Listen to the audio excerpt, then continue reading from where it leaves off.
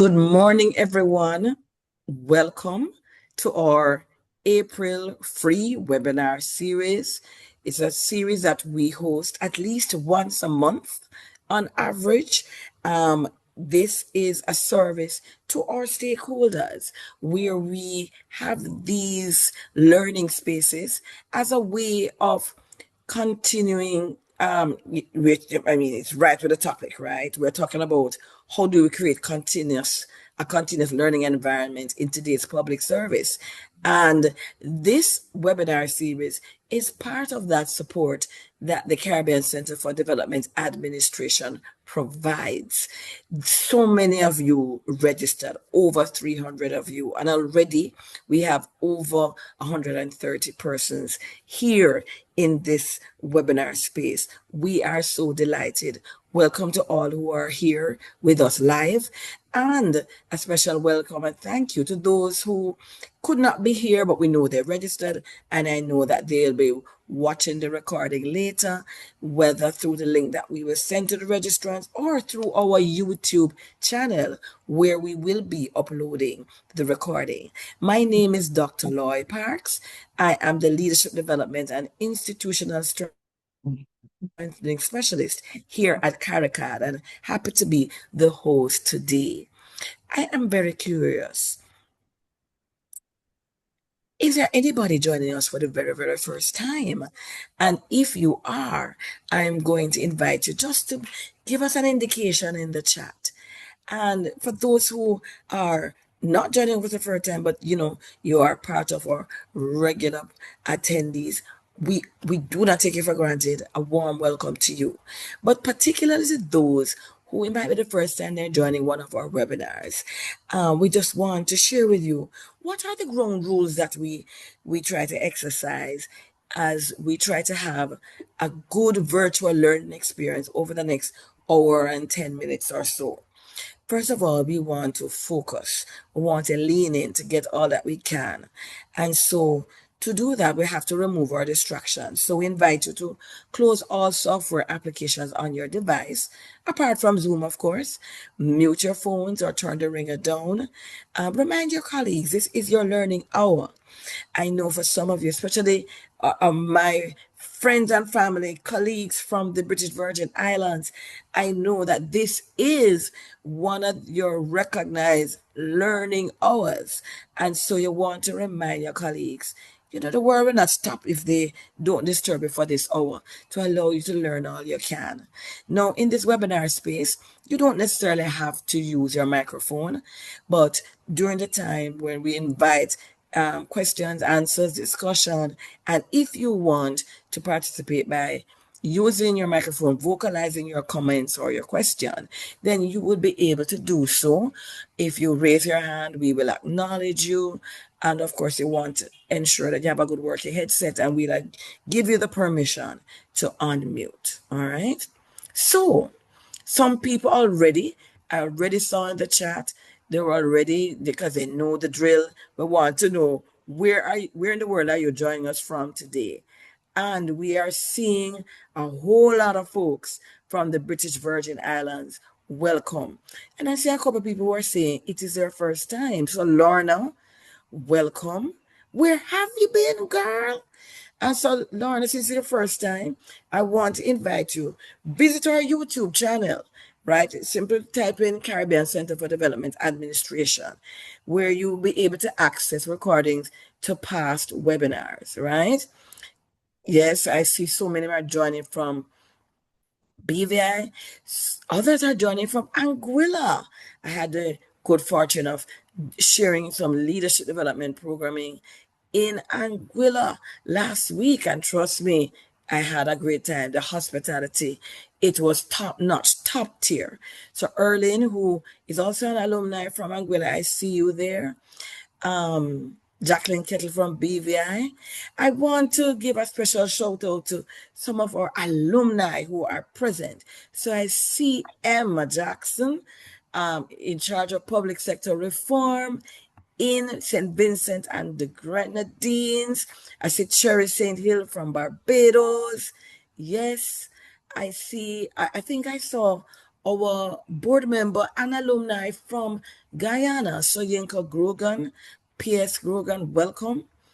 And I'm seeing Maureen, I'm seeing people from Guyana, from Bridget, one of our alumni from TNT, right?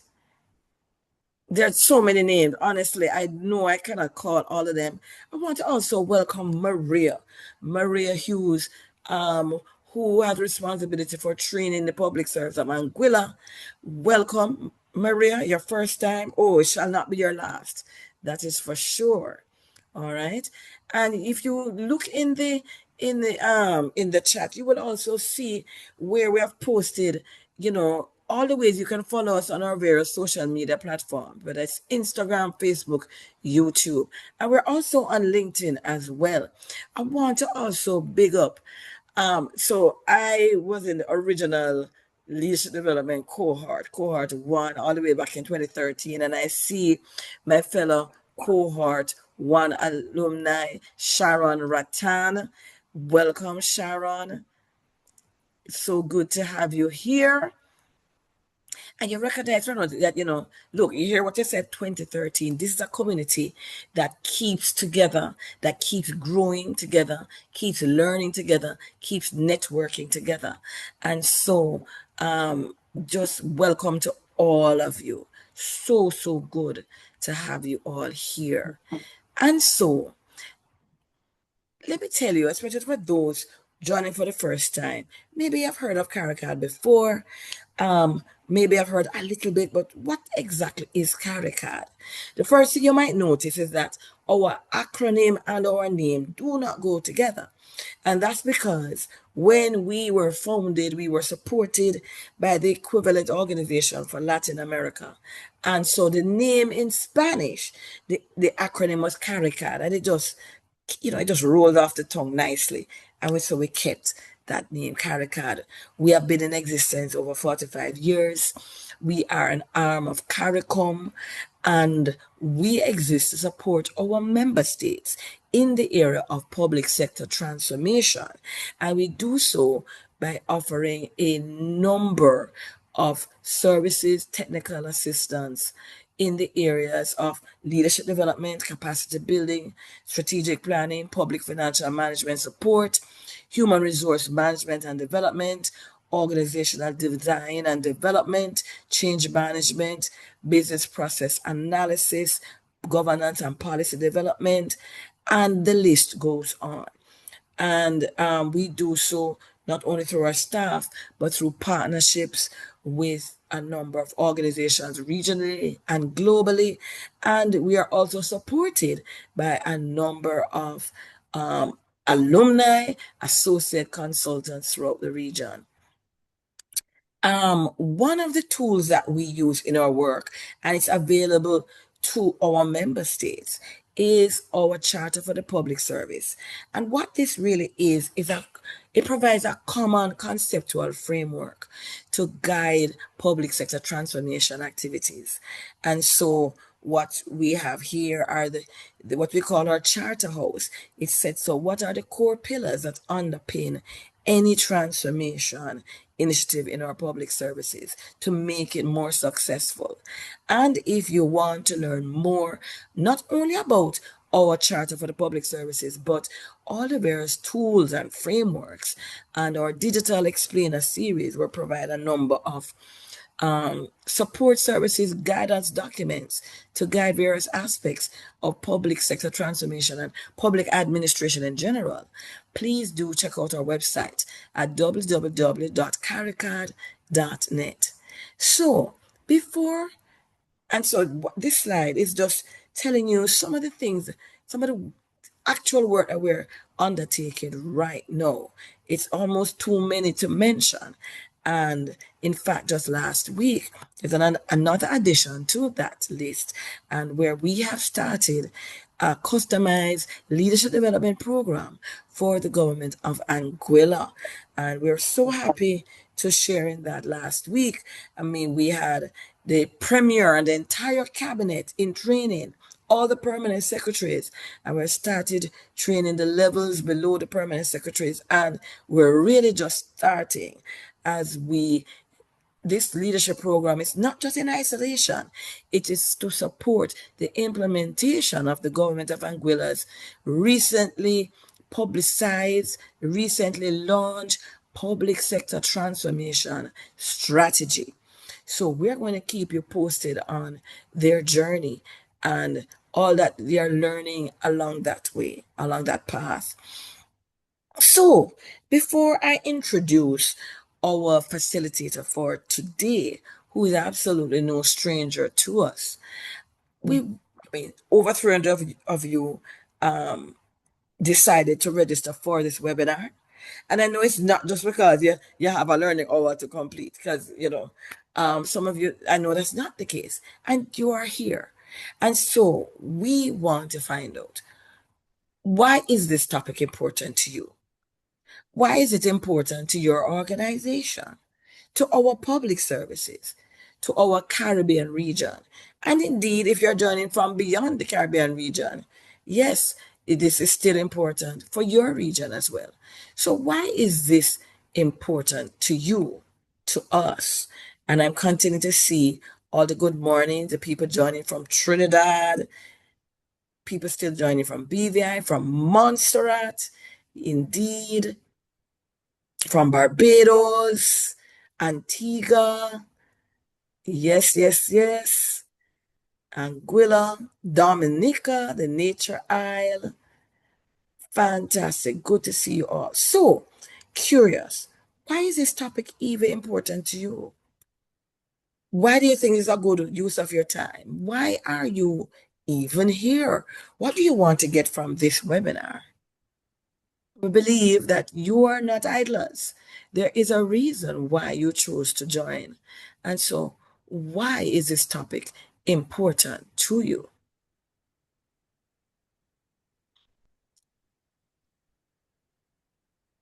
And so, for those who are just logging in, welcome to you all. While I'm waiting for people to respond, I'm going to call. If you can call on somebody who I know has an interest in this topic. Emma Jackson, or alumni from cohort 6C6 possibility.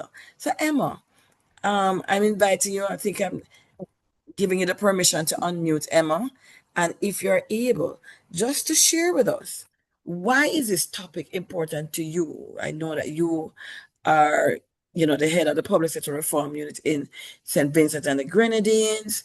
And so I know you have an opinion here. So, Emma, I don't know if you're able to unmute and to share in this. Yes, Emma, I see you're unmute. Good morning, everybody. Thank Good you, Lloyd. morning. Hearing you loud and I was clear. laughing in the background because I just knew you were going to call me.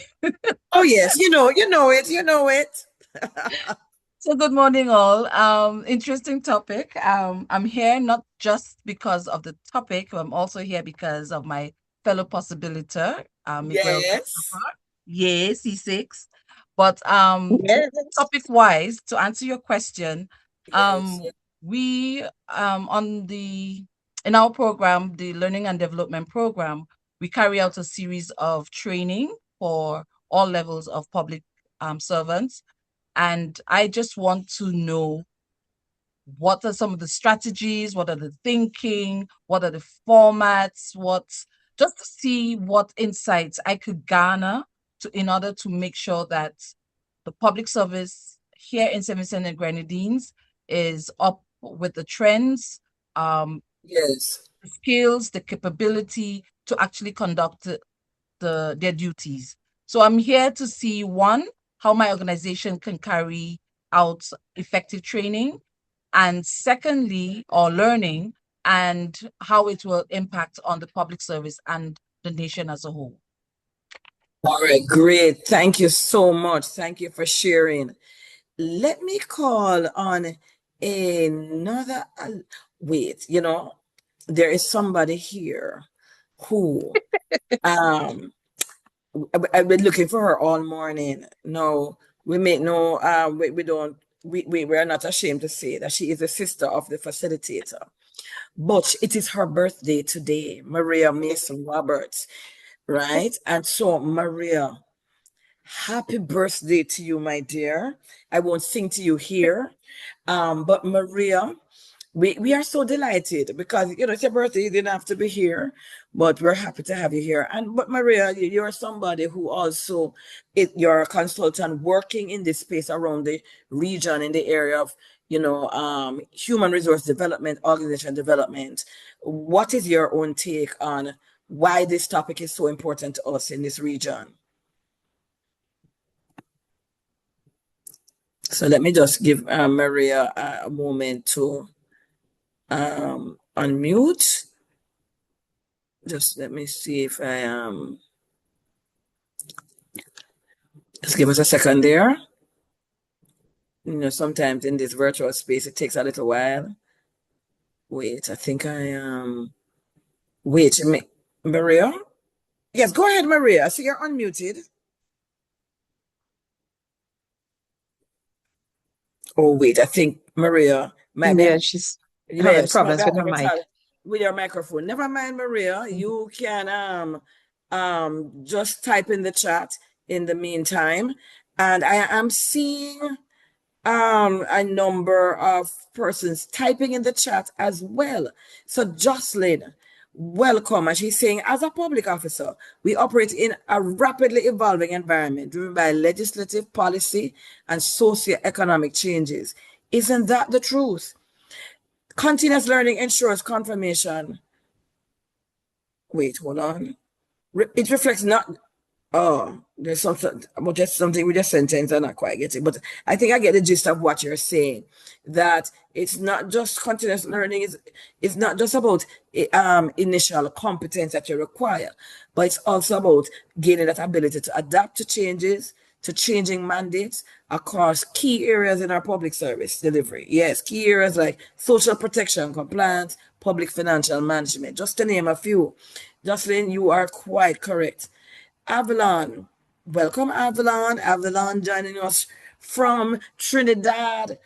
Avalon, I believe, is one of our alumni, if I remember correctly. Welcome. So she says, creating a continuous learning environment in today's public service matters because it helps people to keep growing, to do their jobs better, to stay ready for the changes and challenges that come with the work. Indeed, Avalon, continuous learning, it's really about building resilience, not only at an individual level, but collectively for our region, for our organizations, for our public services to continue to be adaptable. Cherry St. Hill, hi Cherry. Cherry is an alumni from Barbados. And she says to keep abreast of trends and its implications for recruitment and selection processes. Indeed, you're so correct because it's not just continuous learning and continuous learning. It's not just about the learning and development function. It's also going to affect how we manage performance. It's also going to affect, you know, what competences, skills, experiences do we actually recruit for? Do they remain the same? Yeah. Alison Superville, Hi, welcome. hi, Loy. Are you there? Sorry. I mean, yes, we are hearing you now, Maria. Hi, hi, Loy. Hi, Yes. Miguel. Hi. Jump Hello. right in. Hi I'm there. just gonna jump right in. For me, the topic is so very important. For a number of reasons, but I'm going to state two in particular. And one is that the public service must support development that is intergenerational. It moves from generation to generation to generation. And in Yes. order for us to keep future proofing our countries for what our children and grandchildren are going to experience, we have to keep learning. There's no stop. We have to be able to make decisions that will not even may not even impact us, but will impact others. And we have to be able to see that learning as part of that responsibility, right? Indeed. Indeed. Yeah, so that's what I'll say. Okay. Yeah, thank you, thank you. Because here's the thing, this continuous learning and development is not just about us. It's about the future of our public services. And I'm going to rapidly turn over to Miguel, who I'm going to introduce right now. But just to share a couple of other you know, you guys have been sharing in the chat some very interesting comments. You know, Maria from Anguilla just talks about continuous learning supporting career growth, right? It's about keeping staff adaptable, Tashi says, right? There's another comment from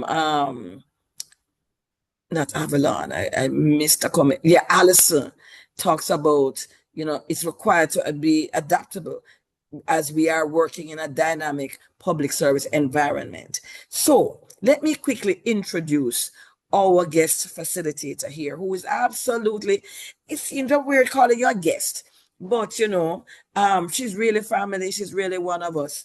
Dr. Miguelle Christopher. She is an associate consultant with CARICAD and executive coach with us.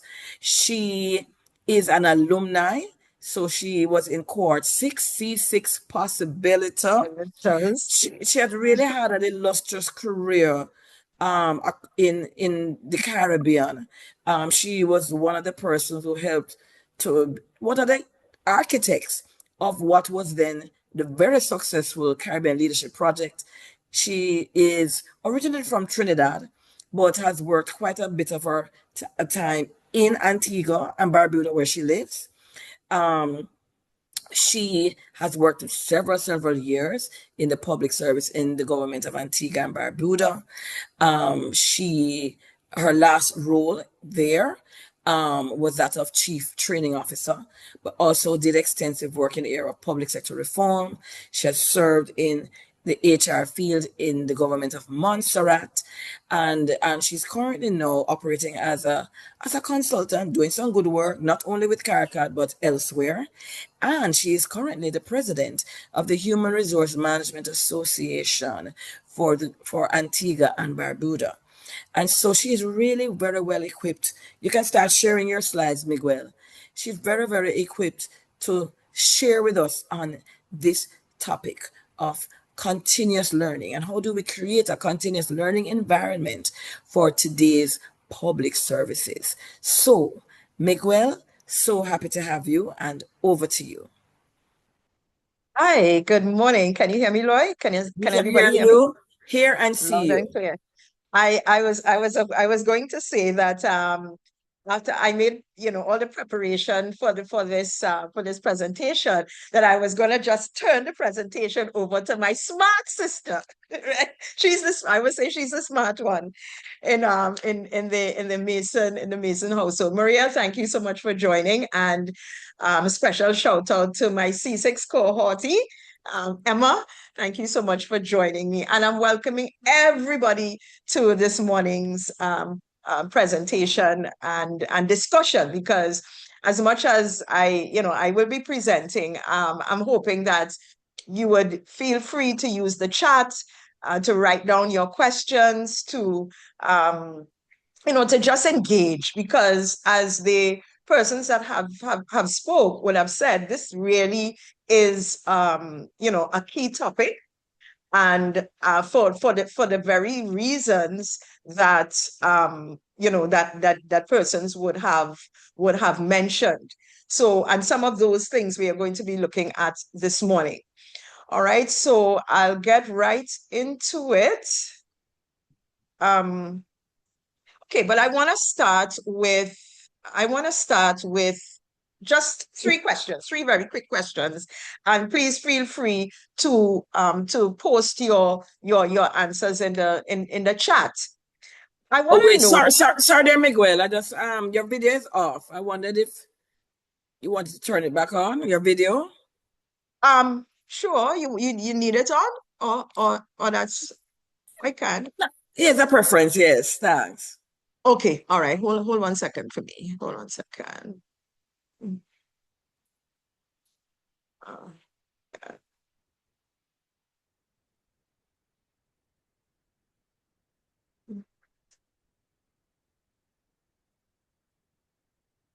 But if the video is giving a challenge, you could just continue. Yeah.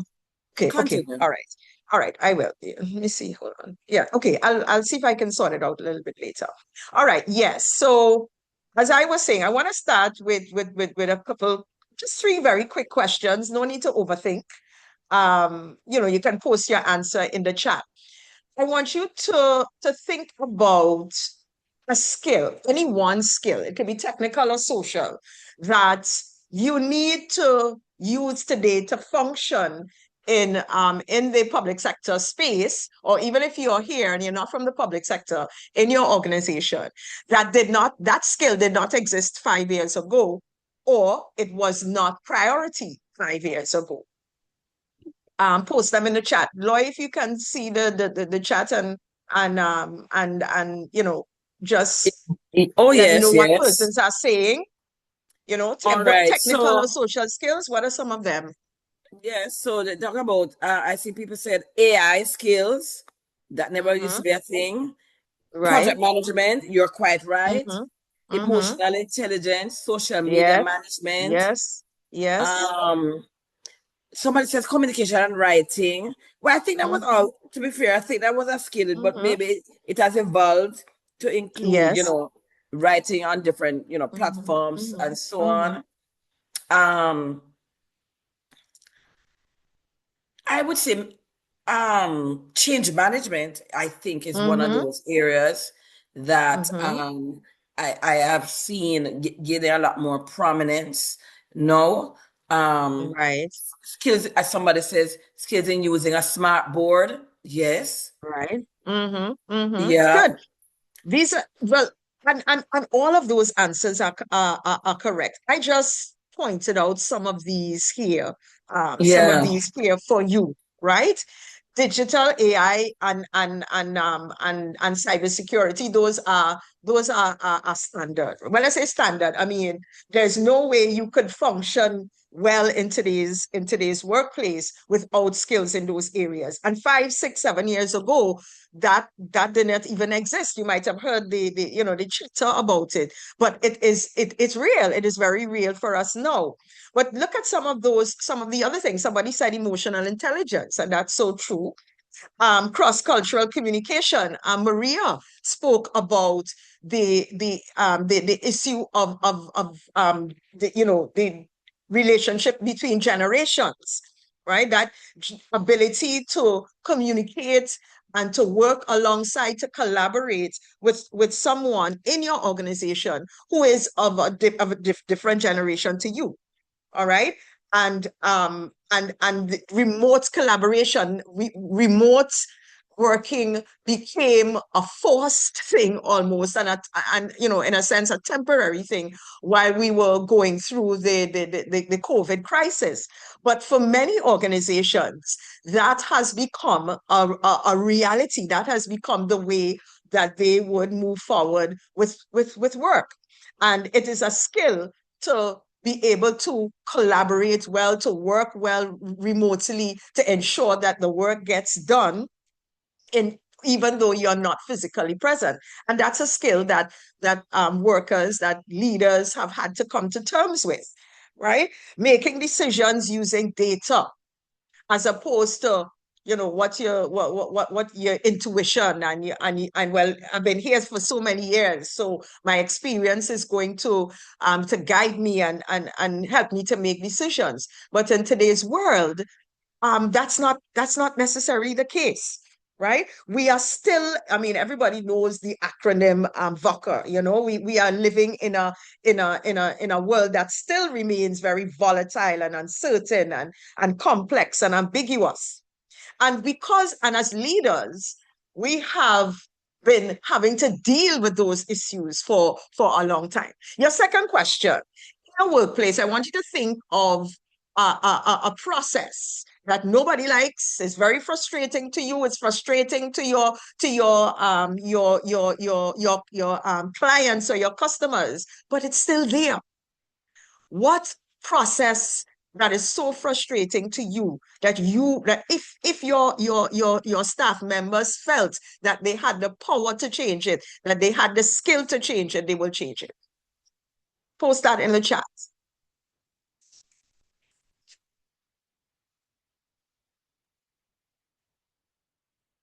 You're Can you see, most, Lloyd?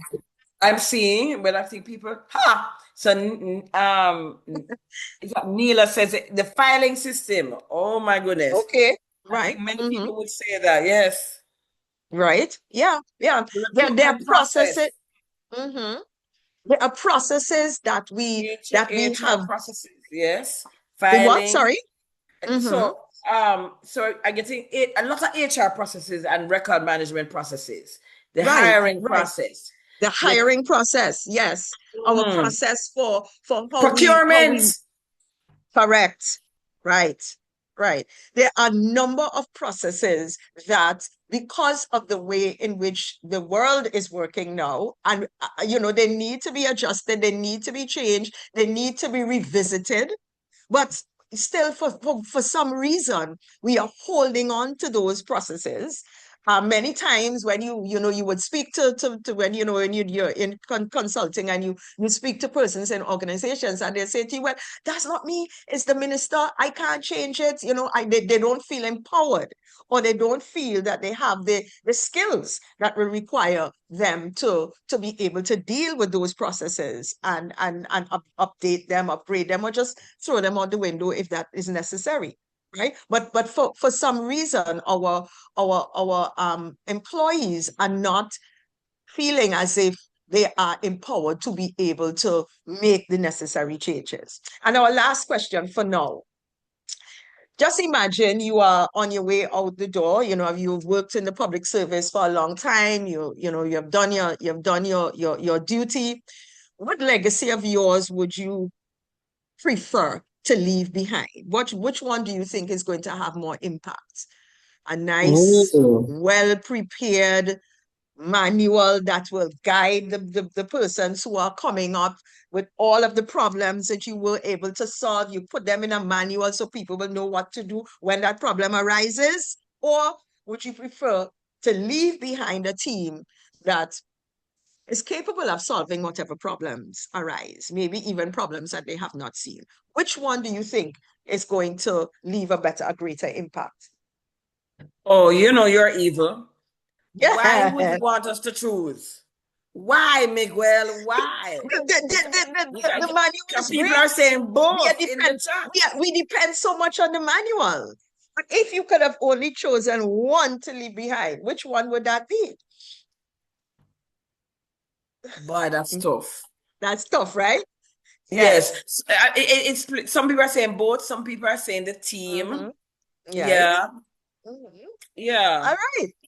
Yeah, because there are pros and cons for each one. Right? But yes. there's a reason why I ask those questions, because all of the issues that are related to those questions, they whether or not your employees have the relevant skills, whether you are providing the kind of effective service delivery that you should be providing to the citizens of whichever country you are operating from. How do you go about solving problems that just seem to be popping up all over? Problems that are versions of ones that you would have met before, but because of of the differences, they're not easy to solve. Those are things that occupy our minds as leaders every day, because we want to do right by our citizens, right? We want to ensure that we have premium output from our members. And traditionally, we have turned to training as a way to bridge that gap, or to make that link between where we are now and where we would like to be. So imagine yourself building, very patiently, very diligently building that bridge. I am going to ensure I go and I do my needs analysis. I can see where my staff is now, and I can see, this is where I want them to get to. And we say, okay, we have our training division, and our training division has their programs and so on. And we honestly believe that doing so, putting them into these training sessions, sending them to webinars and so on, those things are going to bridge that gap between where they are now and where they want to be. The problem is, ladies and gentlemen, that the waters that you are trying to get your staff over are getting rougher and rougher. And the bridge that we have depended so much on over these last years, you know, the pieces are just not holding together as they should be. Right. But yet it has been our tried and true method, and we are sticking to it. Right. You know, the world is different, our workplaces are different, employees are demanding more from us as leaders. You know, this new generation of workers are coming in, and they have a completely different mindset to what our 25 years in the service mindset would be. You know, we would have depended on our first degree or perhaps even our master's and said, okay, these are the skills I've gathered, and I believe in them. I don't need to be doing anything else. I am just going to use those skills that I have to apply to my job. But guess what? In today's world, the life cycle of your skill has, according to you know, to research, reduced from the 15, 20 years that it might have held strong to less than 5. So what you would have learned 5 years ago is now obsolete, right? The hybrid work, which requires so much collaboration and skill and trust, is something that, you know, we would not have been accustomed to. And there is, and I don't know if you've been listening to the news or if this is the case across your public service environments, but there is more and more interest and more attention being paid to how diverse, how equitable, and how inclusive our public sectors have been. And then when you look back at the skills that you would have gained, there was no talk. There was no discussion. There was no capacity building in those areas for you, right? The point is that we can no longer depend on the model of knowledge acquisition that we have been depending on for all these years, right? This should look very familiar to you. Is this your training model? I mean, when all of us have training divisions and departments and so on in our various public sectors. Does this look familiar? The training division or a training consultant will send out a list of courses that they have to do, you know, and you will say, okay, the only decision that you need to make is determine who you are going to send to customer service, who you are going to send to filing, who you are going to send to project management, according to whatever the list is. Okay.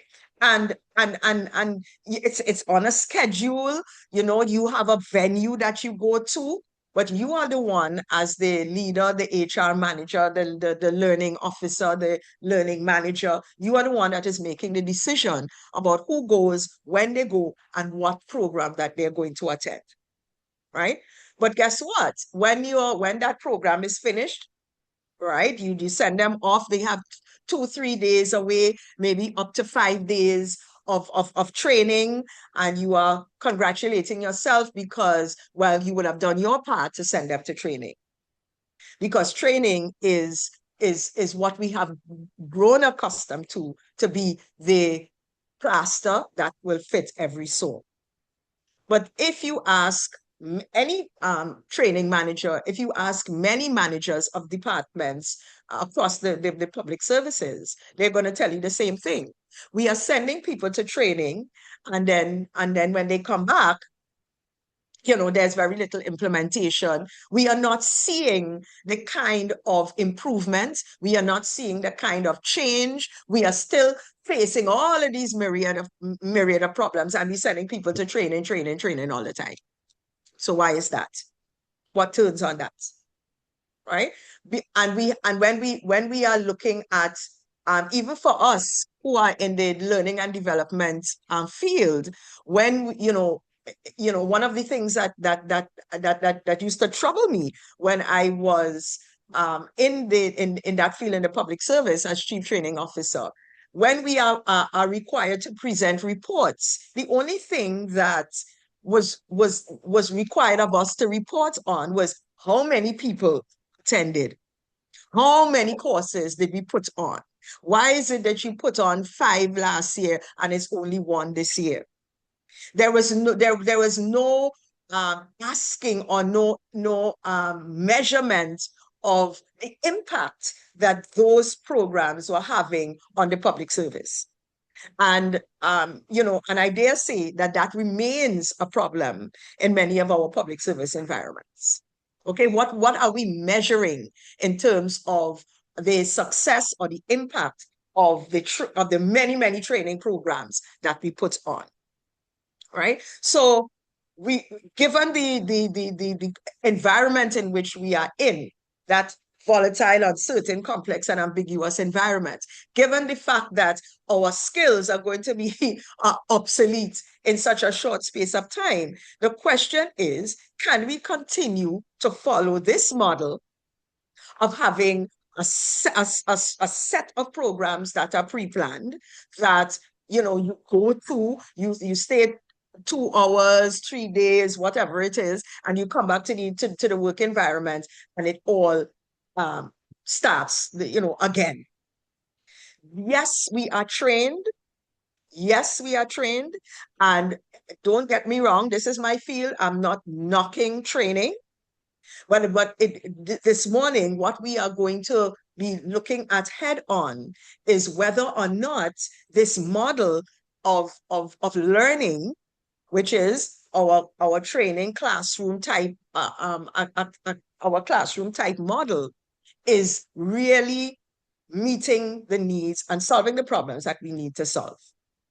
Right? The problem with one-time training events, which is what these things are, is that they limit our ability to adapt, because you are acquiring a particular set of knowledge. You are learning a limited amount of information.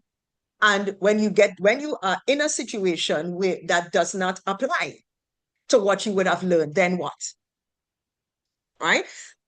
As we would have mentioned earlier, when we look at the kinds of problems that are emerging, right, the little ones or the big wicked problems, as we describe them in leadership development, when we look at those, the model of programmed training is making worse, I would think, the competency gaps that would have existed before.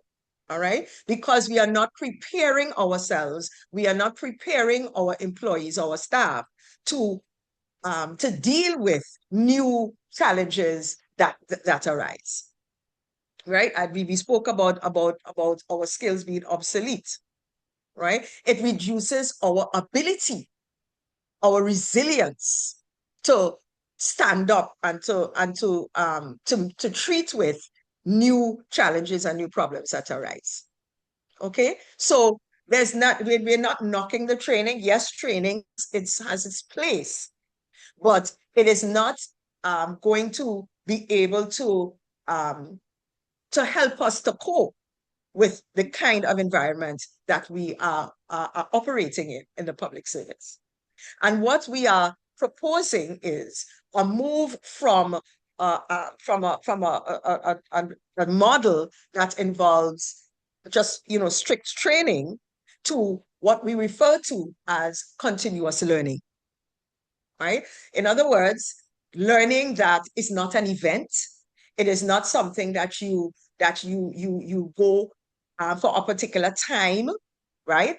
Continuous learning is intentional, as is training. It is intentional, but it takes place, and there's a recognition that it takes place as part of the ordinary workflow. It is part of the ordinary social interactions that we have with each other in the workplace. What we are saying is that there is learning that takes place in that everyday context, and that is valuable to allowing workers and staff and leaders and so on to adjust and to accommodate in the environment that we are in. So done as part of the regular workflow, learning doesn't become an event.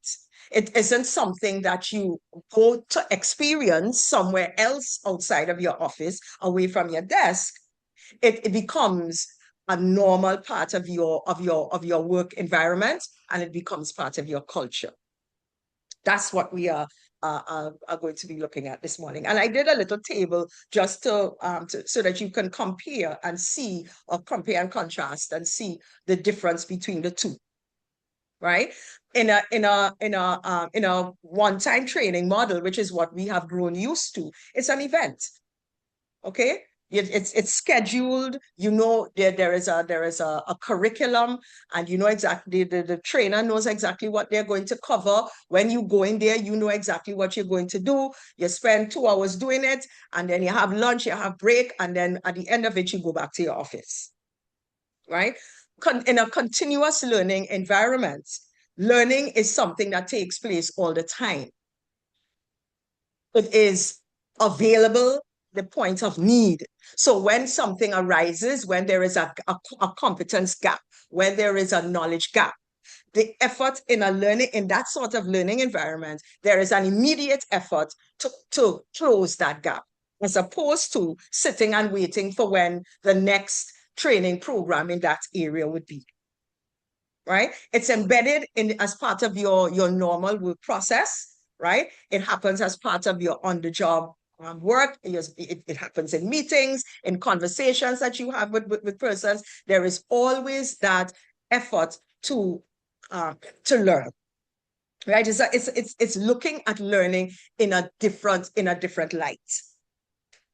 So in that situation, learning is user-driven, as opposed to my training manager saying, you according to your plan, you need to go to this you need to go to this training program, you need to go to that webinar, you need to go to that workshop. Right? You are the one, as the leader, as the employee, that is identifying where your gap is, because you are the one that is experiencing the gap. So you encounter a problem, you say, wait, I don't know how to deal with this. How can I? What do I need to do? What information do I need? What skills do I need to develop? And that is what your leader, your supervisor, or whoever is responding to, not the structured, put in place kind of thing. And when it comes to retaining, one of the most common problems in the learning and development field that as professionals we are tackling all the time is the issue of retention, of training transfer, of knowledge transfer. In a structured training, one-time training model, there's that cliff. Right? Yes, everything is all fine and dandy. Yes, everybody is engaged in the training session, but when they go back to their workspaces, it falls off. Right? When you're in a continuous learning space, that is not what takes place. Instead of a cliff, it's more like a spiral. Right? The knowledge is reinforced through daily application, between exchanges between those who have the knowledge and those who are acquiring it. Right? It becomes part of a normal process. So how do we go about then making that shift from that traditional one-time, okay, we have a list of programs that we want our employees to attend, and what we are concerned about is if you have a good facilitator, you have good material, make sure that everything is all in place for the logistics. How do we move from that to a continuous learning culture? Well, it begins with knowing your why. There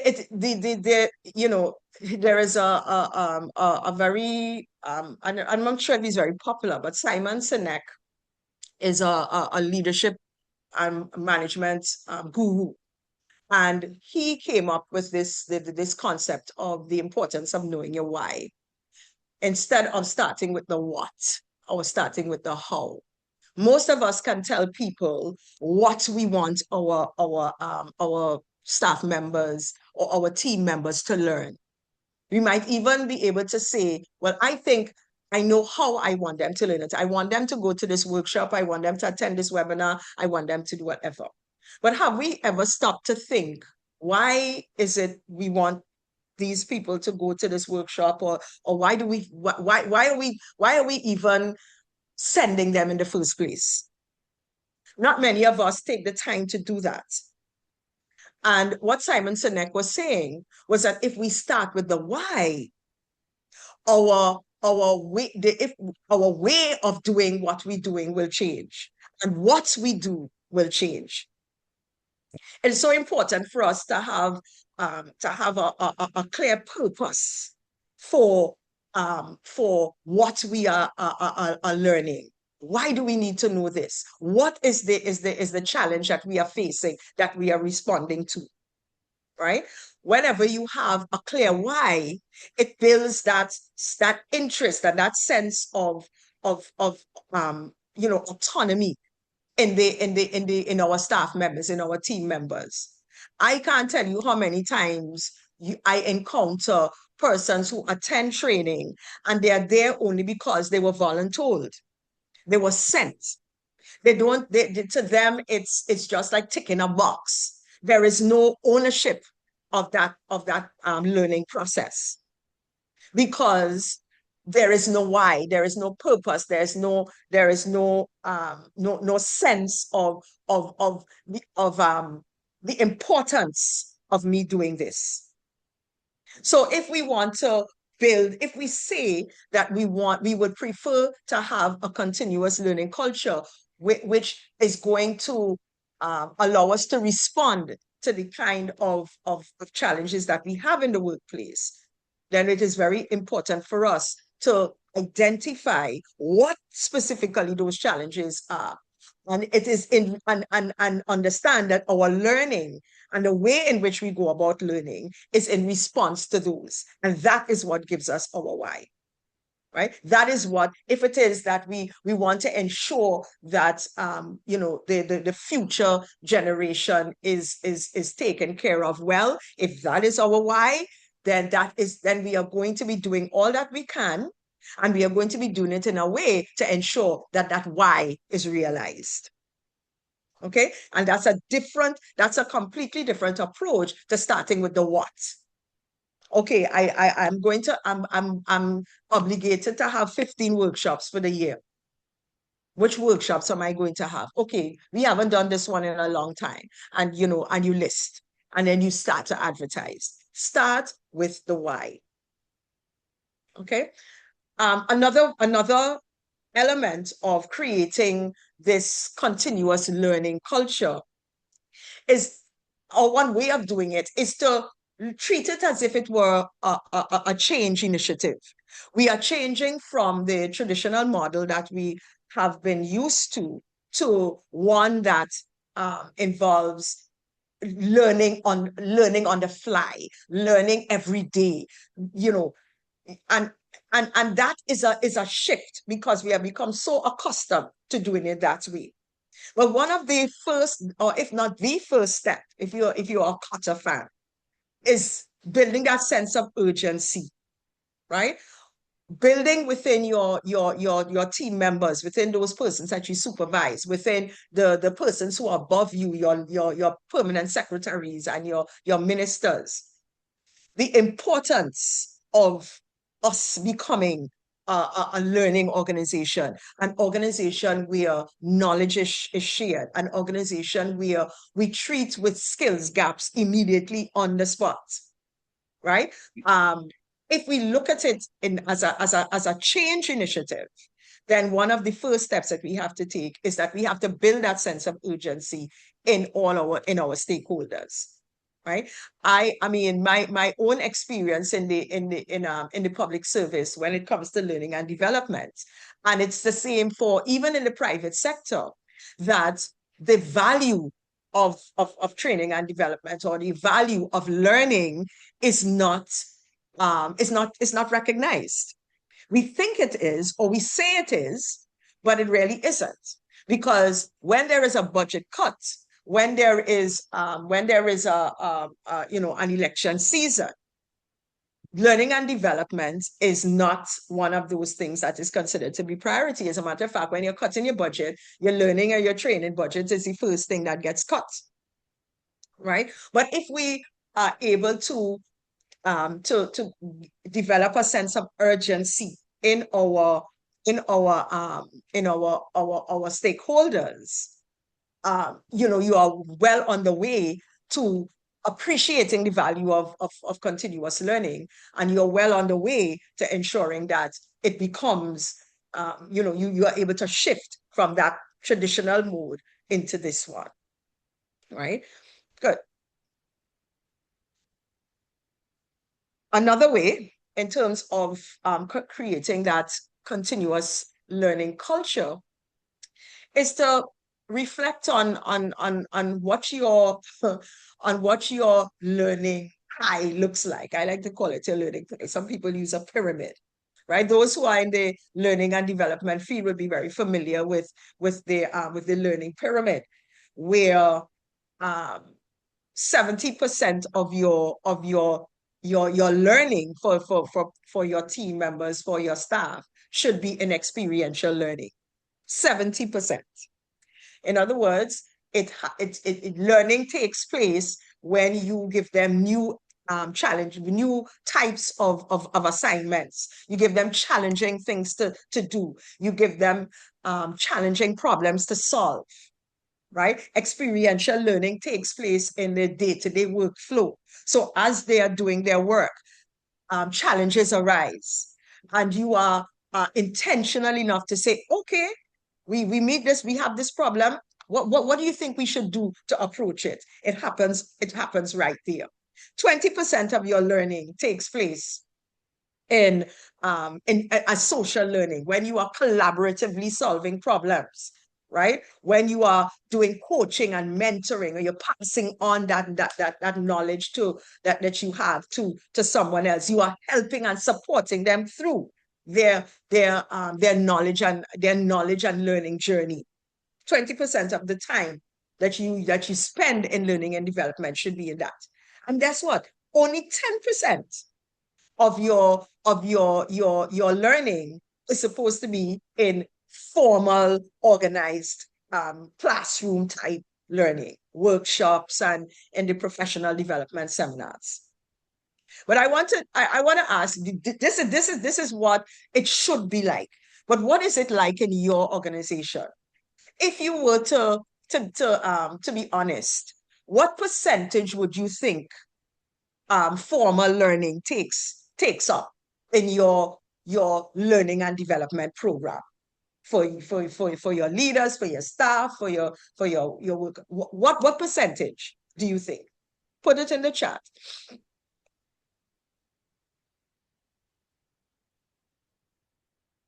And as we're waiting on people to put comments in the chat, that's a very serious and deep question. And I recall a former manager that I had said, when you're doing recruitment and people say they have 20 years experience, you should be very careful to analyze it, because sometimes what people are calling 20 years experience is 1 year experience 20 times.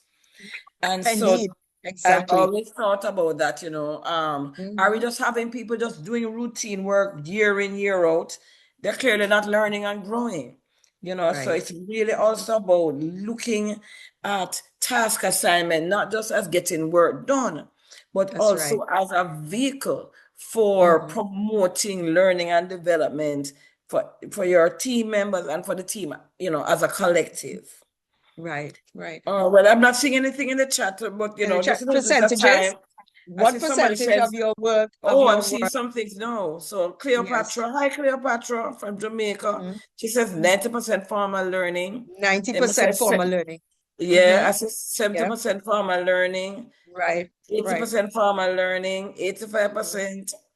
80. Right. Yeah, so there's a high Exactly. concentration. And that and Yeah. that, and that and that's the thing. It is not, and so in a continuous in a continuous learning environment, this is the formal learning has a much smaller part to play. It is not that we are dismissing it or that formal learning is not going to take place, but experiential learning and social learning should really take the bulk of our learning.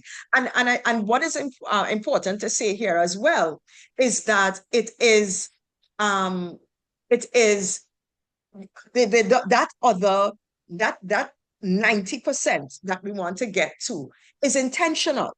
So it's not just it just happened by the way, but we are intentionally ensuring that every interaction, every challenge that we provide for our staff, it results in learning. Okay. Yeah. Right. And these are just some of some important pillars.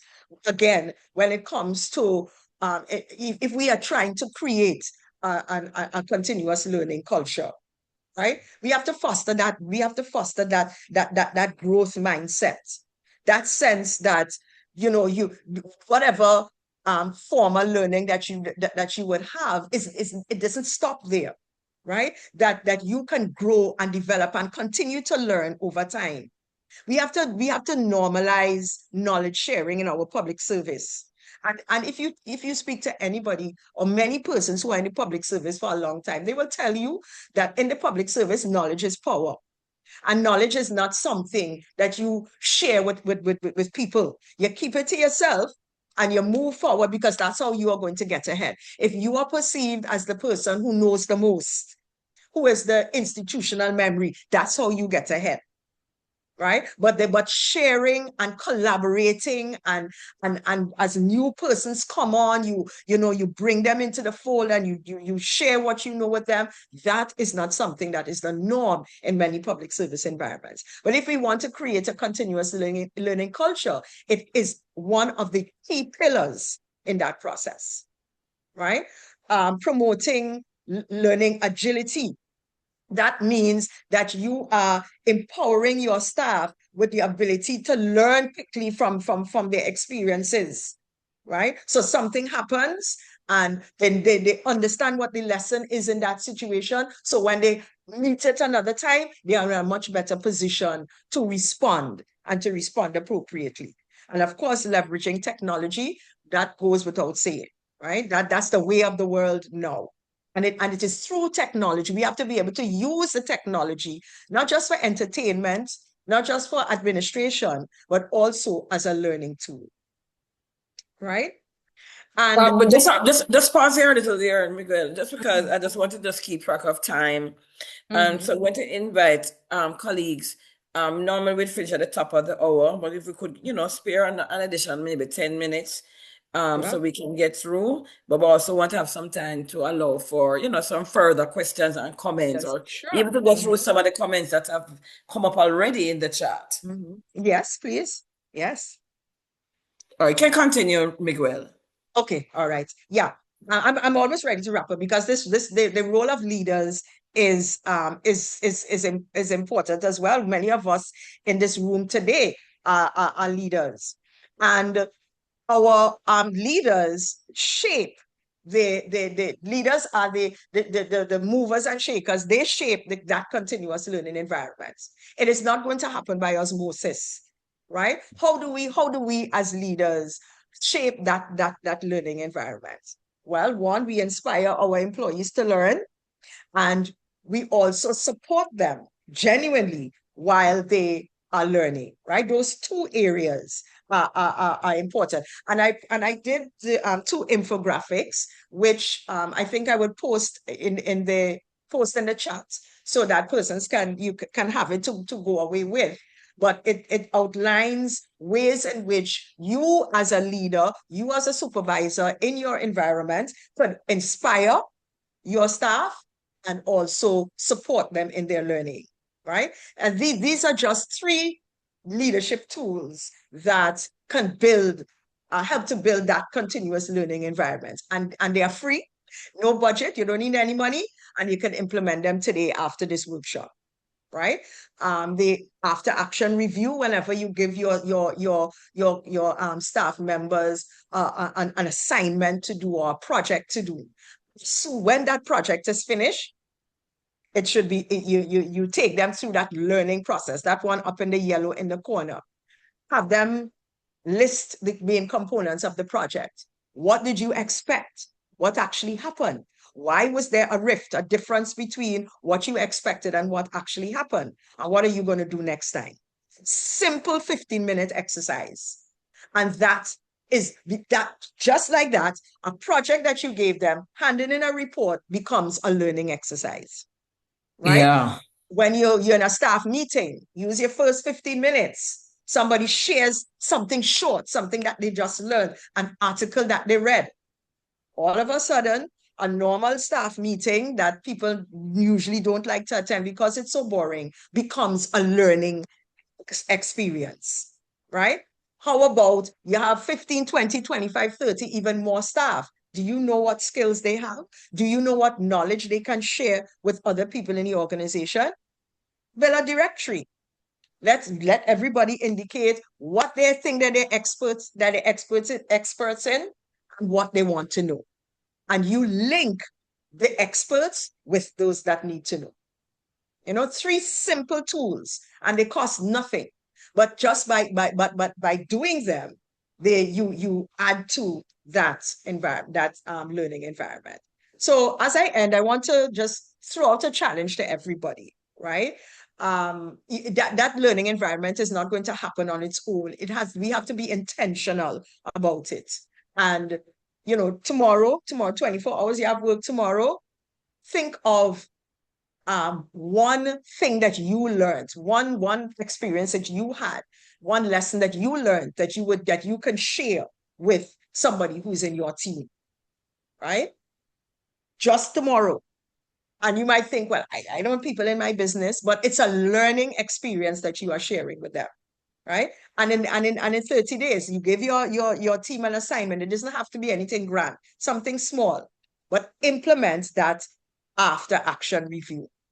And the more often you do it and the more regularly that you do it, all of a sudden you would start to see persons becoming more interested in what somebody, what they can learn from this person and what knowledge they can share with their colleagues.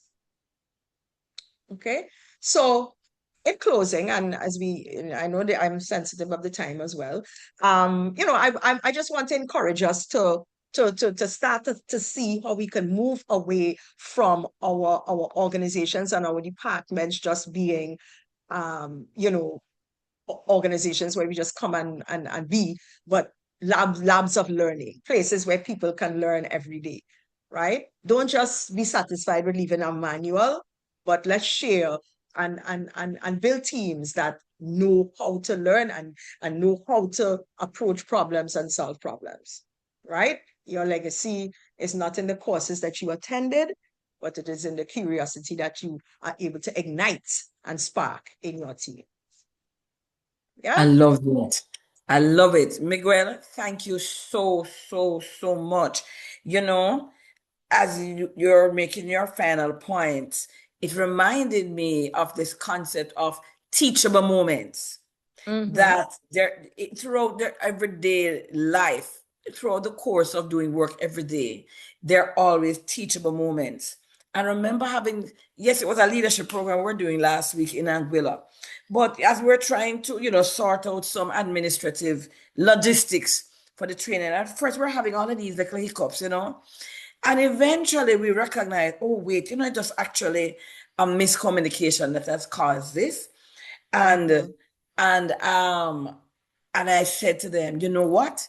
This is a teachable moment because what we recognize is that there is a distinction between um how what communication channel works for what occasion and what type of stakeholder. And I said sometimes an email will work. And Yes. sometimes you need to know when to take up the phone. And other times you need to know when you need to go and eyeball the person, right? And understanding that distinction, everybody just got it, you know, because at Mm-hmm. first people were Mm-hmm. about to get a little upset. Oh, you know, why these hiccups? I said, no, no, no, it's a teachable moment. And everybody, I saw the light bulb just went off in everybody's eyes because they just got it, you know, that in fact, as leaders, and you know, there are different ways that we need to communicate to have the impact that we're after. So Mm-hmm. let me tell you, in the chat, there are so many comments. Of course, I'm seeing all of the things about the excellence um of the presentation.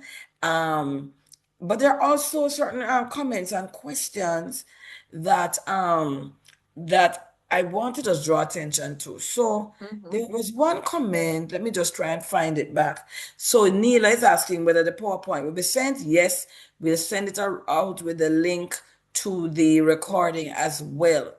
All right, let me just scroll up a little bit here.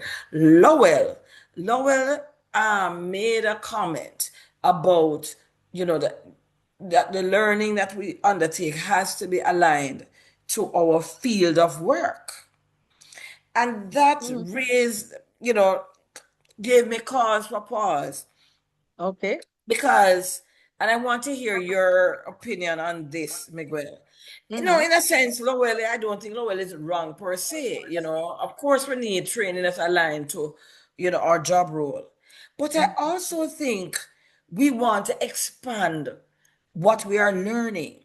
You know, Mm-hmm. one of my mentors always said, look, if you're, for instance, an HR professional, he said you should, everything shouldn't only be about HR. But He sure. said Yeah. Mm-hmm. because you are in fact limiting your learning and you're not broadening your horizon and not Mm-hmm. broadening your ability to maybe transition to another field. Maybe it's not transition to another field, you know, but there are things that you can learn from other areas that are not specific to your sector or field or profession, but you The can other actually thing too, Aloy, learn by being exposed. Go ahead, Miguel. the other thing I want us to also pay some attention to is that when we are thinking about, okay, well, what's really relevant in terms of our field, we want to not only pay attention to the technical skills and the technical knowledge that is required in that field. So you might be an engineer, right? And you Yes. would say, okay, I should be attending learning, or learning for me should be about engineering. But engineering is also about being able to meet the client's needs. It's Yes. also being able to work with persons who may not be as knowledgeable as you are about your field, but you need them to be part of the project that you're working on. So your communication skills, your empathy, Yeah. your even your sense of community Yeah. and desire to do the best that you can for those persons that will be the recipients of whatever you are doing. All those kinds of things are things that you have to learn, right? And they may not seem to be directly related to engineering, but they are as important. So while I could understand what he was saying, you know, apart from learning skills outside of, from other fields and so on, but even within the engineering field, is if that's what we're talking about, it is being able to recognize the non-technical skills, the emotional intelligence skills that you need in order to function well in that environment. Indeed, and I see a comment here that Emma is making that just giving an example, understanding gender and diversity in order to be have you know a more inclusive public service and That's right. inclusive public service delivery. That is something that cuts across every field. You know, it's Mm-hmm. not limited to Mm-hmm. HR, but it's part of how we do all kinds of public policy, etc., etc. Um, we are going, while we continue, just a couple more minutes with our conversation, I will invite Roger is going to just, our virtual producer is just going to put in the chat the link to do our webinar evaluation. We don't want anybody who might have to, it's right there. It's very short. We always believe that feedback is a gift. And Mhm. and so we want to invite you, while you're listening to the wrap up comments, to continue, just click on that link and to give us that feedback that we so need. Um, Let me ask you this question. I'm not really seeing many questions in the chat. So perhaps we could, invite you, Miguel. If there Mhm. is one parting thought you wanted to leave us with, like if you don't remember anything else, remember this. What would that be? That's a hard one. Okay. One parting thought. Um, Learning is not an event. Yeah. Learning is not an event. It takes place in the normal cut and thrust of our interactions with each other. Make as many moments as you can, learning moments. Yeah, indeed. And may I add, the truth is we're always learning. The other thing I always say, it's a quotation I came up with. Leadership doesn't happen by chance. Leadership happens by intention. Tension.